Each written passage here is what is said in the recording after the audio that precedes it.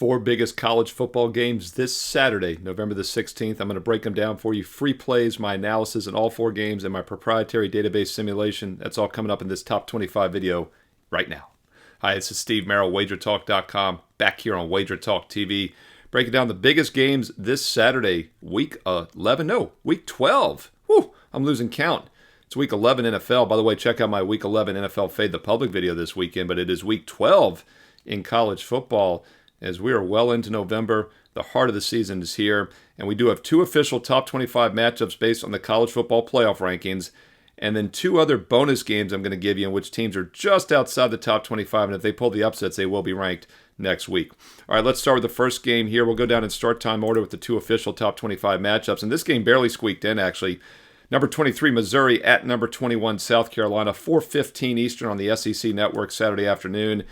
And South Carolina, a big two-touchdown favorite, minus 14. And that, of course, is because Missouri is most likely without their starting quarterback for the second straight game. Brady Cook is doubtful. He's been injured at times this year. Drew Pine has come in the backup role. He played a good amount against Auburn back on October 19th, and they won outright 21-17, although Cook did come back in that game. And then last week, nice upset win, if you will, with the backup quarterback, 30-23 against Oklahoma. And if you look at his QB rating last week, it was pretty solid, a 133, but it's misleading. He did not throw the ball well. In fact, they averaged barely over 5 yards per pass, just over 51.5% completions. They were able to keep the game close. They had the lead. They were able to win the game by taking very safe, short passes with the backup quarterback, Pine. I don't think that's going to be the case in this game for a couple reasons. First of all, South Carolina is a really good defensive team, and South Carolina is a two-touchdown favorite, will have the lead in this game and pull ahead, and I'm just not sure with the backup quarterback Missouri is going to be able to catch up. Also, if you look at that Alabama game, Missouri got shut out. So in between the Auburn and Oklahoma games, Alabama shut them out 34-0.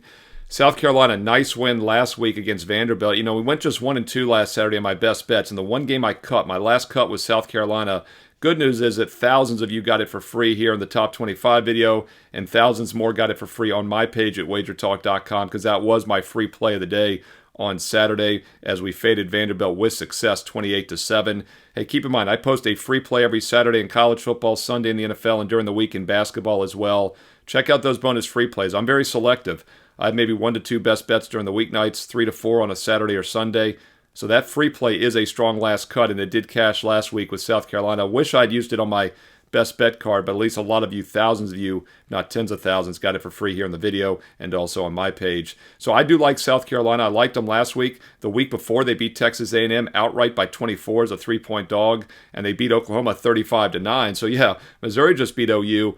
But South Carolina beat them 35-9. They are trending in the right direction. And keep in mind that 31-6 win against Kentucky back in September is looking pretty good as well now. And their loss against LSU, 3 points. Blowout loss at Mississippi, not too bad now, as Ole Miss looked pretty good last week upsetting Georgia, which we also predicted right here in your top 25 video. And then, of course, a 2-point loss at Alabama. This is a good South Carolina team, and my database simulation favors them by over 17 points in this game. So the line is not too high. As long as it stays minus 14 or less, there is line value with South Carolina at 4:15 Eastern on Saturday afternoon. All right, let's look at your other true top 25 matchup, and this is a good one in the SEC. Best game this week, number 7, Tennessee at number 12, Georgia. Saturday night, 7:30 Eastern, ABC National TV. And I did a standalone deep dive video, 5 to 6 minute video on this here on the channel. So if you want a deep dive, check that out. But I do like Georgia in this situation for a few reasons. First of all, ding, ding, red flag alert. Tennessee, a bit of a public dog in this game, yet Georgia's still a 9.5-point favorite, and for good reason. In fact, this summer, back in June at the Circa, the look-ahead bettable line on this game was Georgia minus 15.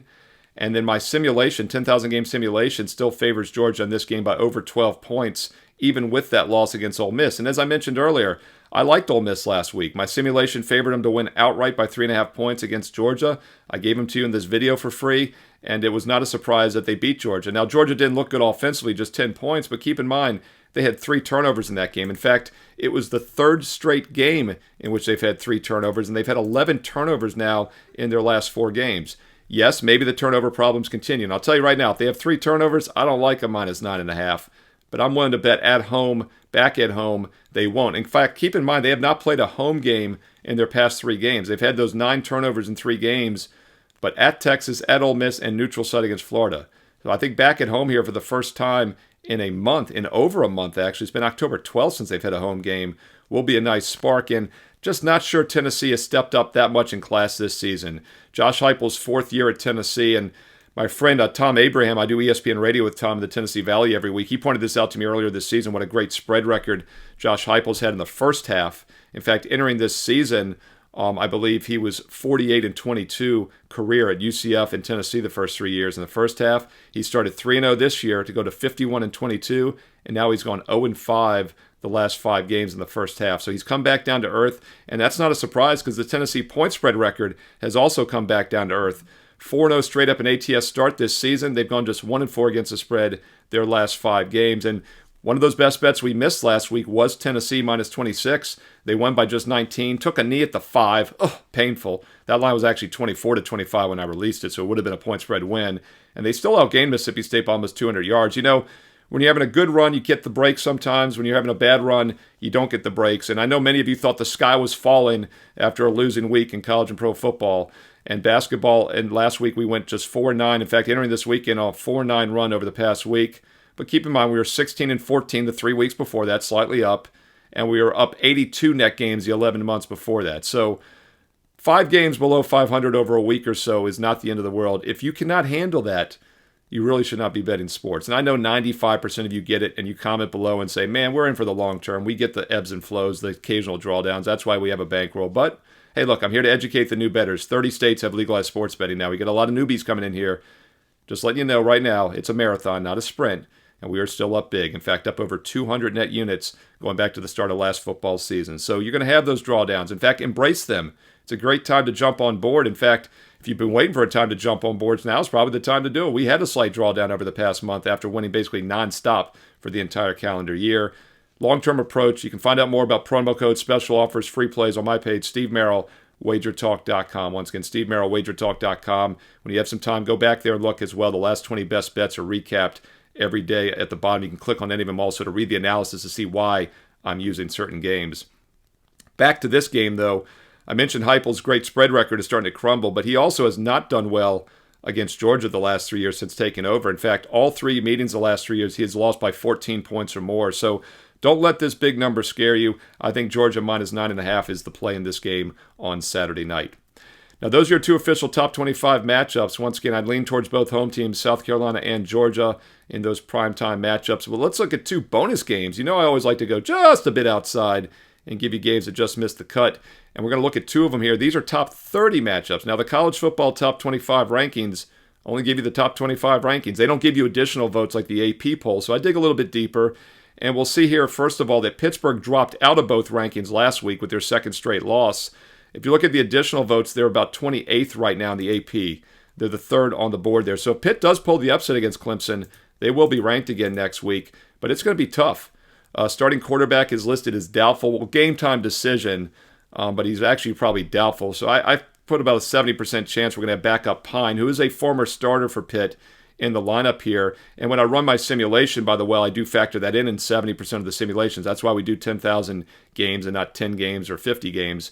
With that said, my simulation only favors Clemson, even with the backup factored in, by 7.5. So plus 11 is too high. And if you look at the overall numbers this season, even with the stronger schedule that Clemson has faced, when factoring in opponents played, Clemson's only about 6 points better net on a neutral field, which would be about a 3 to 4 point line. So full strength would be about 4. My simulation has it 7.5. The current line is 11.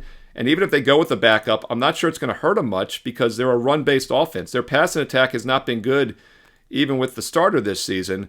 And I do think they're going to look to pound the ball on the ground, and they might actually have some success doing that against Clemson. Clemson's got a strong pass defense, but their run D is actually statistically below average this year. We always talk about that strong Clemson defense. They're getting up 4.4 yards per rush this year against teams that average just 4.2. Pitt averages 5 yards a carry, and at home, 5.5 yards a carry this season. So despite the quarterback uncertainty, I think Pitt's going to pound the ball. They might have some success. That keeps the game close. And Pittsburgh is also a good defensive team. They're giving up just 4.9 yards per play this season, which is actually better than Clemson's 5.3 yards per play allowed. So once again, I do think Pitt is a live dog. And even when factoring in by the weaker schedule, Pitt is still plus 0.7 yards per play better defensively. Clemson only 0.4. This line is too high. Take a look at Pitt plus 11. That, by the way, is your early game on ESPN at 12 noon Eastern. And the other game also that just missed the top 25 is the 7 o'clock Eastern game on ESPN, another primetime matchup. Unranked Arizona State against number 16 Kansas State. Now, Kansas State's number 16 in the playoff rankings. I think they're 20th in the AP. Arizona State right now is 27th in the AP, second in additional votes, right ahead of Pittsburgh, who's 28th. So if Arizona State pulls the upset, they will be ranked next week. I don't think that's going to happen, though. I like Kansas State in this game for a few reasons. First of all, Kansas State currently an 8-point favorite in this game. I think the line is a bit short. My database simulation in this 10,000 game simulation has Kansas State winning by over 11.5 points on average. And I also like the matchup here for a few reasons. First of all, Kansas State bye week last week, and they came at a really good time. They picked up their second loss of the season, which was a bad loss, as a double-digit road favorite at Houston. Keep in mind, they did have 2 turnovers in that game. Their only other loss this year back at BYU in September, they had a 3-0 turnover deficit when they got blown out as a 7-point road favorite. Came right back the next week as a small favorite at home against Oklahoma State, won by 22 points. And now they're facing Arizona State off the bye week. So they will bounce back here, in my opinion. And this is a tough spot for Arizona State. They had the road win at Oklahoma State. Then they had to come back home, and they just played a high-scoring shootout against Central Florida, held on to win 35-31. And now they travel to Manhattan, Kansas, and it'd probably be a little chilly there in mid-November for Arizona State. And keep in mind, they're not used to this trip. All these new teams in the Big Ten, Big 12, SEC, I always give home field a little bit more in my ratings, and this is an unusual trip for Arizona State on top of that. So I like the situational setup for Kansas State, and I think they match up well here also in this game as they are the better overall team. Very balanced offense, and boy, do they run the ball well. Nearly 6 yards per carry this season. And Arizona State's seen nothing like this recently. Their opponents have averaged about 4.7. Kansas State averages 5.8. Both teams run the ball well, but if you factor in the weaker schedule Arizona State has played against rush defenses, Kansas State has about a yard per rush edge here at home in a favorable scheduling spot.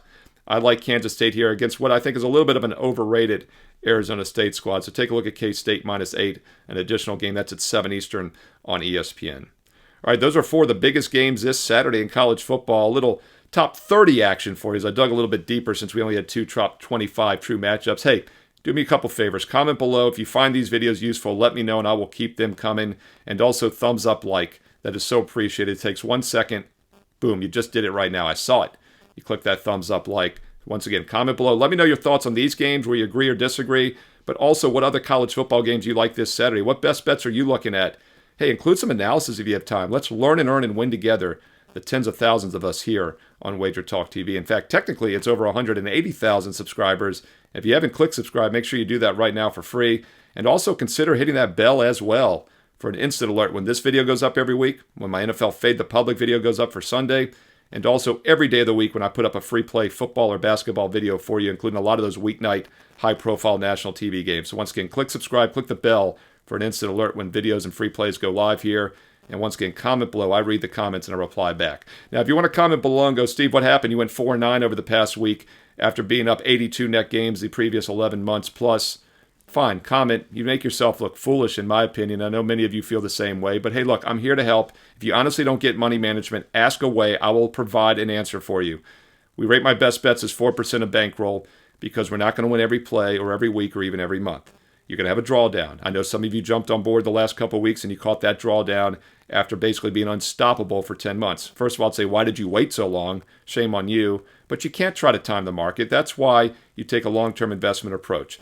SM365 gets it done. It gets it down to about $1 per play for the entire year of college and pro football, basketball, and baseball.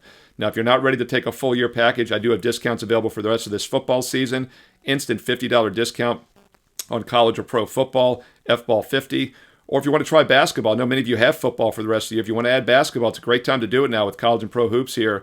You can do a 30-day sampler and get an instant $50 discount on a 30-day college or pro basketball package with promo code BBALL30.